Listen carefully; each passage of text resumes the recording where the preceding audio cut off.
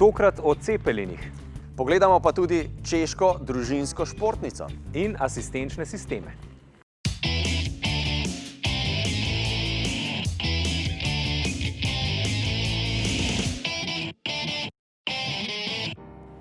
Pozdravljeni v avtomobilnosti. Tokrat se selimo v zrak in v času nazaj. Govorili bomo o cepelinu in ne o tisti kultni skupini, glasbeni skupini, niti ne o akciji, s katero nas ponavadi razveseljujejo rokometaši, ampak O startup podjetniku iz leta 1900 z imenom Friedrich von Zeppelin, grof Friedrich von Zeppelin, ki je dobil med služenjem vojaškega roka v Ameriki genialno idejo, ko je gledal toplozračne balone in si jih predstavljal v drugačni obliki in s to obliko in s to zamislijo naredil cepelin za prevoz ljudi in tovora na dolge razdalje. Tako se je vzpostavila tudi prva redna linija med Evropo in Ameriko, pa tudi v Brazilijo recimo, in s tem se je spravila pravzaprav na veliko platno mobilnosti, velika tekma med ladjami v morju in ladjami v zraku. ja, in ta bitka oziroma te ladje v zraku bi verjetno letele še dosti dlje, če se ne bi 6. maja leta 1937 zgodila grozovita nesreča. Še huje pa je, da je takrat, ko je Hindenburg zgorel nekje v okolici New Jerseyja, vse to ujela tudi televizijska kamera. Prav zaradi teh posnetkov je vsa dramatičnost tega dogodka, sicer zelo varnih plovil, dobila še močnejši pečat, pa tudi ozračje je bilo takrat že zelo napeto, vojna se je približevala, pa predvsem druga tehnološka novost, fiksna krila in čvrsti trup je že letel po zraku in jasno je bilo, da cepelin ne bo zdržal na dolgi rok. Pa danes so še vedno v rabi, predvsem v raziskovalne namene, pa nekaj tudi v promocijske, polni so nove tehnologije, predvsem pa so polnjeni z drugačnim plinom. Pa poglejmo.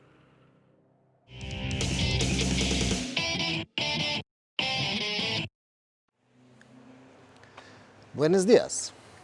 Če po spletu iščete, kaj bi počeli v Porenju, potem boste med zadetki na prvi strani našli Nürburgring. Ne gozdove, ne gradove, ampak dirkališče. Seveda ne klasično dirkališče, ampak cesto, enosmerno cesto s cestnino in po kateri lahko vozite tako zelo hitro, kot zmore vaš avtomobil. Oziroma, kolikor zmorejo vaše vozniške sposobnosti. Ampak eno je zabava, drugo pa resen posel. No in dovolj je en kratek mimovoz po tukajšnjih okoliških vasicah, da postane zelo, zelo očitno. Če tukaj nisi redno prisoten, če tukaj ne poznaš vsakega ovinka iz prakse, potem nekako nisi resen proizvajalec športnih avtomobilov ali pa proizvajalec opreme, sestavne dele za športne avtomobile. Zeleni peko je namreč v prvi vrsti testna proga.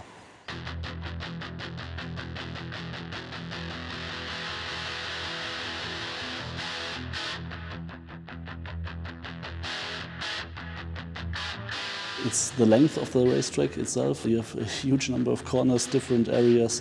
You can have sunshine at the Grand Prix circuit, and you can have wet conditions 15 kilometers away. You know that the racetrack is around about 25 kilometers, and you can have every weather conditions you want to have. And it's also a really famous proving ground for the road legal tire development for all the tire manufacturers. You can test several materials, different compounds, constructions of the tires. You have also a very long straight, so you have nearly everything which you can have at every racetrack at the world. So if it's proven on the Nürburgring, it's more or less proven everywhere.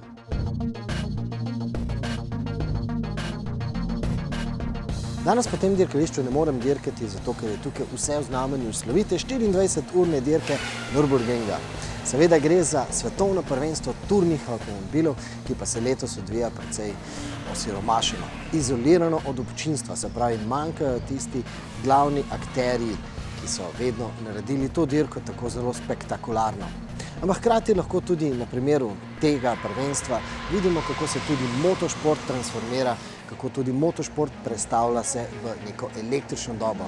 Namreč tako kot se Formula 1 sooča s močno konkurenco v obliki Formule E, tako tudi prvenstvo VTCR dobiva vse močnejšega konkurenta v prvenstvu ETCR.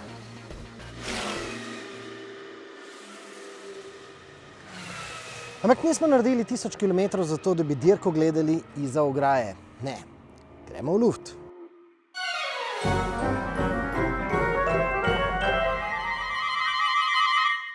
Tisti, ki imamo otroke, dobro poznamo risanko Avtomobili.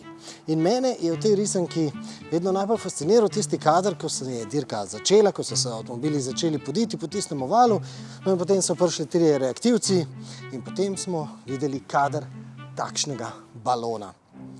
Takšen Zeppelin je na vseh največjih dirkaških prireditvah vedno zagotavljal dodaten kader. Kaj se dogaja dol na pisti? Daytona, Indianapolis, Le Mans in pa 24 ur že nekaj desetletij ne morejo biti brez takšnega kadra. No, takšen kader bi danes moral posneti tudi sam, ampak ga žal ne bom. Ker ne nazadnje, čeprav je velik, je Zeppelin še vedno zgolj balon. What we have today is an event that is 30 nautical miles away. It's much higher than we are here, and we have a wind warning over there as well. Wind warning for 30 knots. 30 knots is roughly the same speed that we cruise at. You can get days where it's the most perfect visibility. It's beautiful, warm, sunny day. It's just calm on the ground. It's just lovely. You couldn't see a more perfect day. And you get up to 500 feet and you're flying backwards with a wind warning. And as we've just heard, the helicopter that's filming there has also landed, because not only do we have wind over there, they also have rain and low cloud. So when you put all of that together, yeah.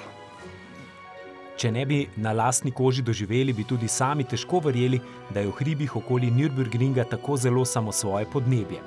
Saj, če drugega ne, je bila sledeča noč v Bonu povsem mirna. Gor v hribih pa so morali zaradi nevzdržnih razmer dirko celo prekiniti.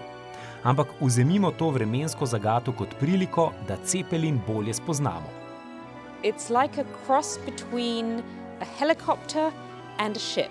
Well, of course, it is a ship. It's an airship, but it is, in fact, a ship. We are floating in the air, just like a boat on the water. The only difference is you can't see the waves. Sicer ločimo 3 tipe Zeppelinov oziroma zračnih ladij. Tisti originalni so imeli trdo konstrukcijo, a so bili zaradi tega tudi težji. Masa pa je pri tovrstnih plovilih sovražnik številka 1. Potem so tu povsem mehki baloni, pri katerih formo dosegajo s tlakom. Poznamo jih tudi pod imenom blimp. It's completely full of gas, and it's only the pressure inside that's keeping it in the right shape. And inside that envelope, there are 1, 2, 3 bags of air. And that is to allow the helium to expand and contract. So we can push more air in to keep the pressure, or we can let air out as the helium expands. Because as you climb into lower atmospheric pressure, always. And so as you go up, always the helium is expanding as you climb, and it's always contracting as you descend. So we have the opposite way around from the rigid ones full of air with bags of gas inside. Non-rigid, full of gas with bags of air inside. Now what we have is a semi-rigid. We have 3 main beams that run from nose to tail. These are welded aluminium. And between those beams, we have carbon fiber cross beams. That means if you cut the airship in the middle, you have a triangular shape inside. Everything is attached to that structure. It also means that if we lose pressure, we have to fly a little bit slower, but we can fly it without pressure. Whereas a non-rigid one, you can no longer steer it. It will still float, of course, but you can't steer it and the engines become useless. Tokratni Zeppelin je torej model z ogrodjem, ki leti po blimpovem načinu. An airship has most of its lift from the gas. So obviously, just like any children's helium balloon, if you take a helium-filled balloon and you let go of it, it will go up to the ceiling. If you tie a small thing onto the string, then it will go up a little bit slower. And if you keep tying weight on, eventually it will just come down to the floor.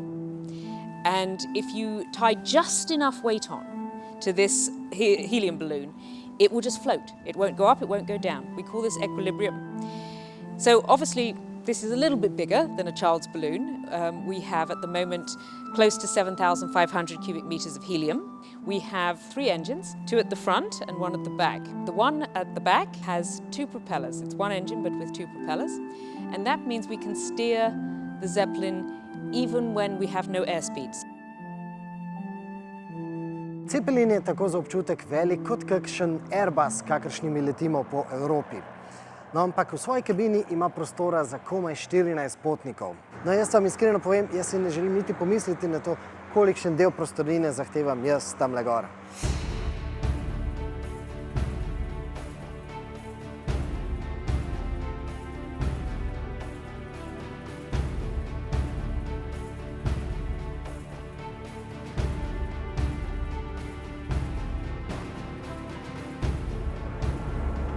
Da bi si lahko ogledali dirko 24 ur Nürburgringa tu iz teh udobnih sedežev tu v zadku Zeppelina, no to danes žal ni bilo mogoče. Ampak vseeno vreme tukaj spodaj v dolini za hip še zdržalo in zato smo si lahko privoščili en kratek krog. Od nekdanjega nemškega glavnega mesta pa vse do slovitega Kölna s katedralo.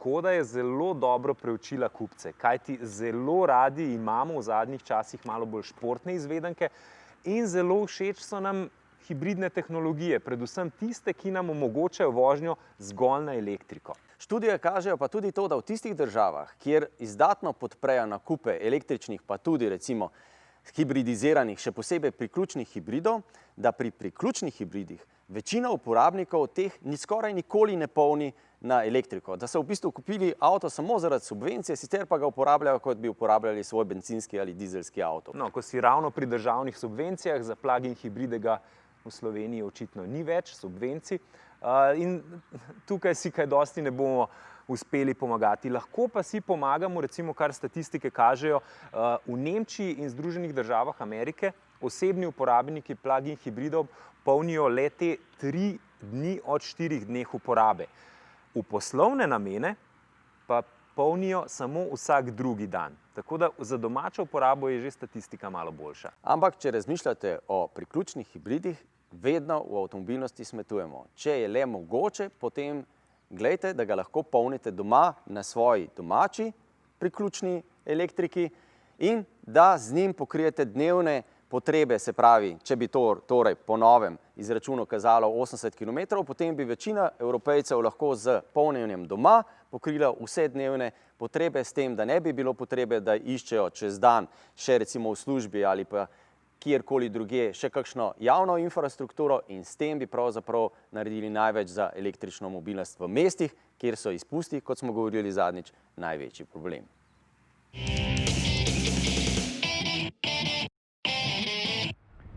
Če jih imajo pri Volkswagenu, potem je logično, da jih imajo tudi pri Škodi. Hibride seveda. Kupci bodo lahko izbrali Octavio E-Tech, ki prinaša blago hibridno tehnologijo, potem Octavio iV, ki prinaša priključno hibridno tehnologijo, prvič doslej nastopa Octavia RS, prav tako s priključno hibridno tehnologijo, na koncu pa bo na voljo še Octavia GTEC, kjer bencinski motor deluje tako na neosvinčen benzin, kot tudi na zemeljski plin. Actually, we never had such a broad portfolio of RS models. We have found out that many customers do not search for ultimate sports car, but they rather like the whole package. They have a practical car, which is good looking, it has good equipment, and it has also the sporty driving. Its performance is higher, the suspension is more sporty and so on. And from this perspective, when we saw that Octavia RS Diesel was really popular, we came with this idea that we also could experience or explore the IV possibility, the plug-in hybrid. And I think for many customers and markets, this will be the right choice. But especially when you live in a country where you really care about the CO2 level of your car, either because of your own interest or because of the tax incentives, IV RS is the right choice.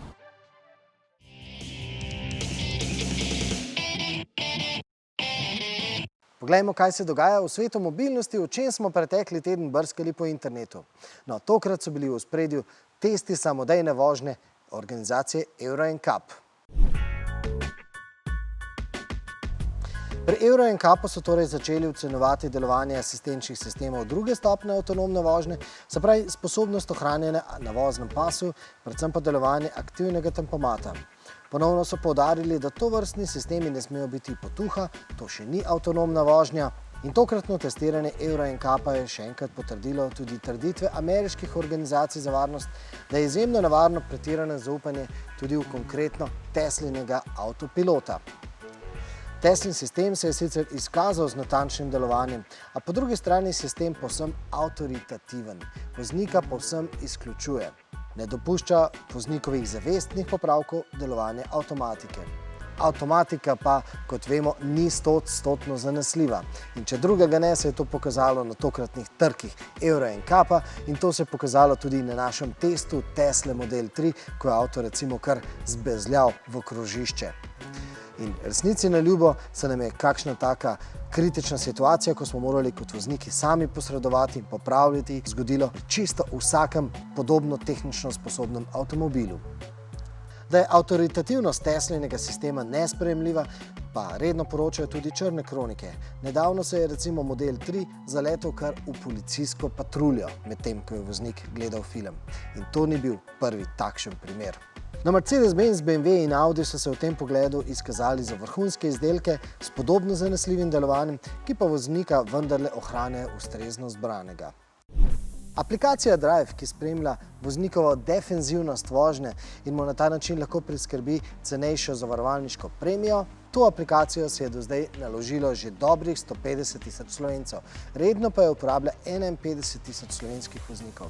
Zdaj aplikacija Drive vstopa v drugo generacijo in ta prinaša tudi sproten prikaz, kakšna je omejitev hitrosti na danem odsegu. Seveda, podatke jemlje iz shranjenih zemljevidov.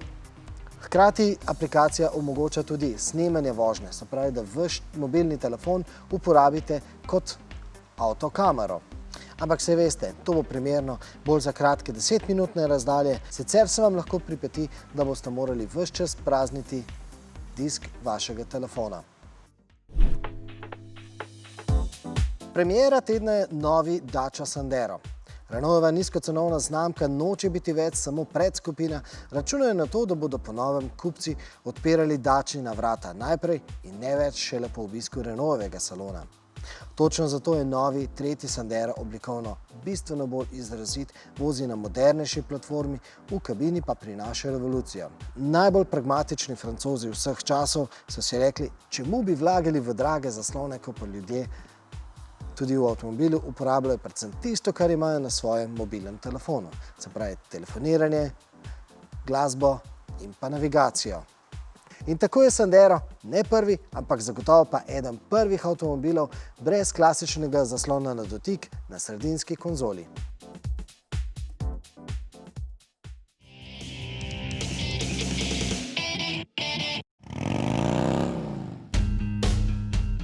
In šli smo tudi na potep iz Ljubljane do Bovca, ne sami.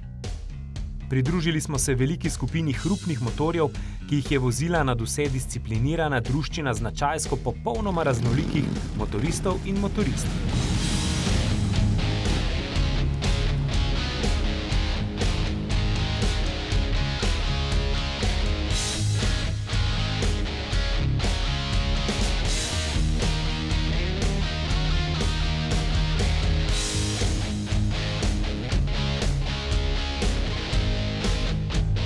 In ko smo se ustavili, smo jih preprosto vprašali.